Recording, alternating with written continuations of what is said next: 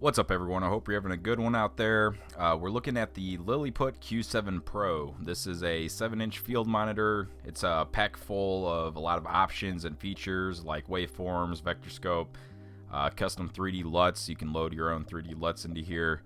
It has HDR support, gamma adjust. It has both HDMI and SDI inputs and outputs, and you can convert one to the other, so you can go HDMI to SDI or SDI to HDMI. You can power this a few different ways. It has an included AC wall power cord. You can power it that way. Otherwise, it comes with a battery plate, and it has two battery plate options. They have the F970, and then they have the LPE6.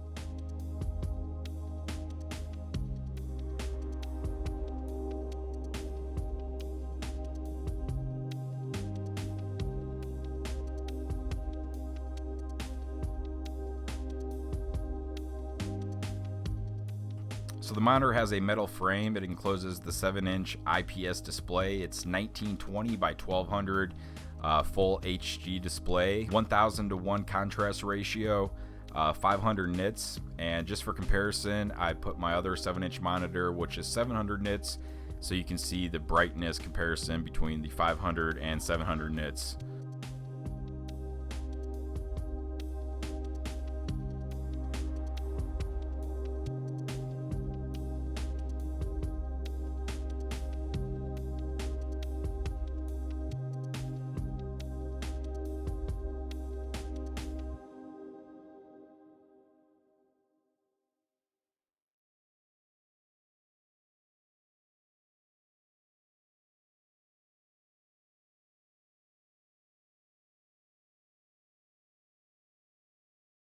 So on top of the monitor, you'll find a scroll wheel and then a few different buttons.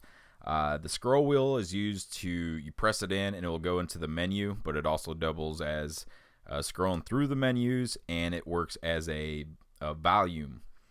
So you can adjust the volume on this. This has built-in speakers. It also does have a headphone jack, and it does have a neat little shortcut mute feature where you just hit the exit button on the main screen and it will mute the speakers, so you won't get that feedback. You also have the F1 and F2, which are shortcut buttons. You can assign them to various different things, and then you have the input, which switches between the SDI and the HDMI.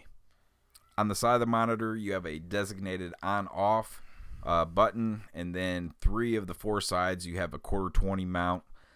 You don't have a mount though on the top.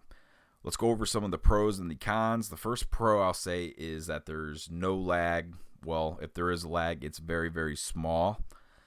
Second is that it's a pretty solid monitor. It's constructed of metal, so it's going to be pretty durable. Button layout, pretty easy. Wish it was a touch screen, that'd be even better, but the button layout is very easy. It's got the scroll wheel, very simple to go through and to use. You can also load the 3D LUTs via the USB in here, and I think probably update things with the USB as well. And it has the waveforms, and you can arrange the waveforms, a couple different ways, adjust the different, there's a lot of different options within there. There's no battery drain, so if you leave a battery in here overnight, on some monitors it will kill the battery. On this one, you don't have to worry about taking it out. You can leave it in there and it won't kill the battery. Now, as for some of the cons, this does have a built-in fan, which can be a problem with some people. It's not for me, but if depending on how or what type of recording or where the monitor is going to be at, the fan will kick on in the monitor from time to time. You can set the fan to low or high. I guess there's different fan speeds, but that can be an issue.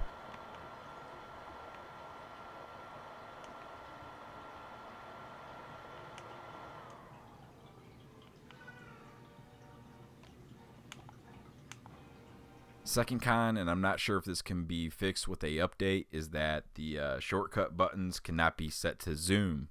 So if you want to zoom in on the monitor and like punch in, you have to go in through the menu.